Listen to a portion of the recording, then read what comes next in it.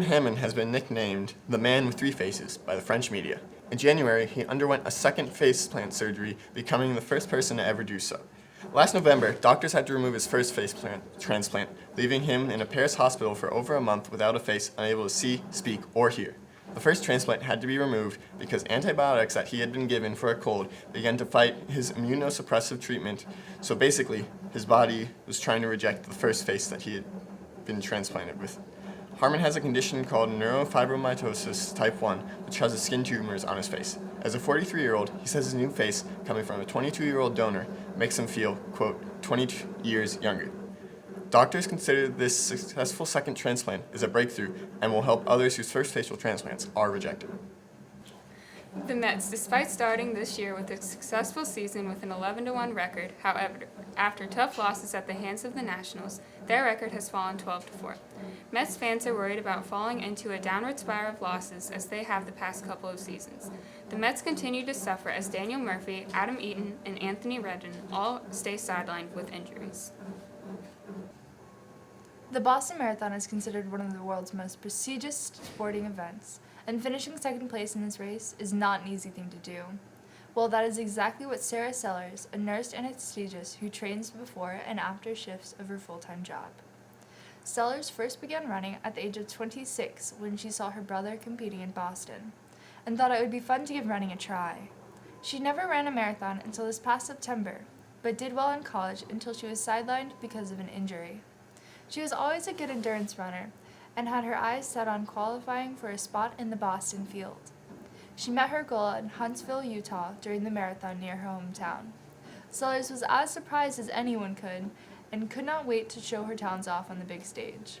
Going into the race, Sellers did not expect much, but managed to shock the world by simply just running her own race. She had one main goal in mind while racing, and that was to not go out too fast and pick up the pace towards the final miles. Sellers clocked in a time of 2 hours, 44 minutes, and 4 seconds in poor, rainy conditions, and has received a huge amount of publicity and benefits from the second-place finish at the Boston Marathon. This week in history, on April 16, 1867, co-inventor of the airplane Wilbur Wright was born in Millville, Indiana. On April 17th, J.P. Morgan, one of the richest financiers in the world, was born in Hartford, Connecticut, 1837.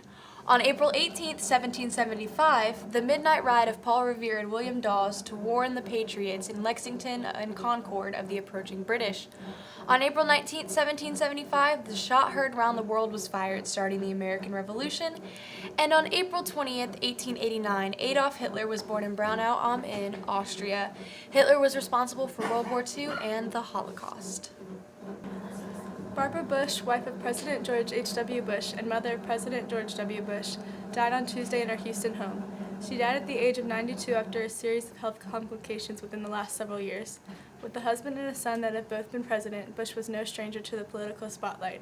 While she veered away from voicing her opinions during her husband's presidency, not wanting to contradict his policies, she became more outspoken post George H.W.'s presidency. Bush went as far as to critique Trump's campaign and policies in 2016. In addition, Bush leaves behind a legacy of altruism. By opening up about her depression, Bush was able to bring more awareness to mental illness. Bush also focused a lot of her time on volunteering with a wide range of recipients. Among them, she spent time volunteering in nursing homes, hospitals, and beginning a campaign to increase literacy rates within America. Bush hoped that these contributions to making America better would shape her legacy. On Friday, April 13th, President Trump ordered a missile strike on Syria for the use of chemical weapons on civilians. Trump also said that the U.S. was prepared to continue the attacks until the Syrian regime stops using chemical weapons. In the past, Syria has denied using chemical weapons, but Friday night, the White House released what it said was a significant body of information that pointed to the use of chlorine gas and possibly a deadly nerve agent. The missile used on one of Syria's chemical weapon sites was said to be one of the Pentagon's newest missiles.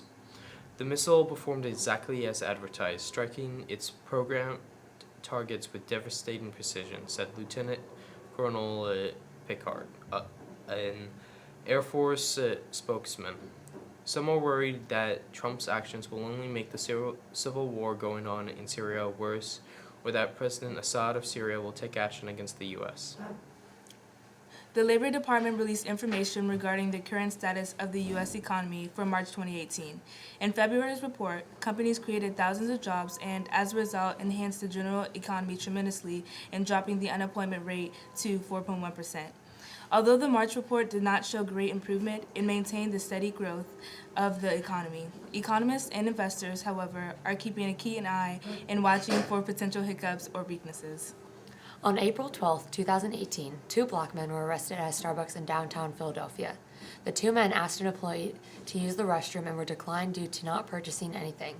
When the men stayed after being asked to leave, the employee called the police.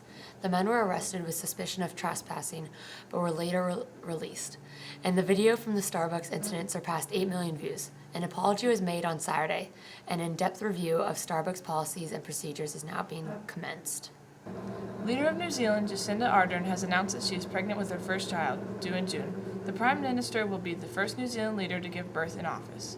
Though she claims her situation is not different from any other woman, saying that she is not the first woman to multitask and not the first to work and have a baby. Following the arrival of the baby, Arden plans to take 6 weeks of maternity leave as the Deputy Prime Minister takes on her duties for that time being. Live-in partner and father of the baby, Clark Gayford, will also take a break from hosting his television show to take on the role of a stay-at-home dad.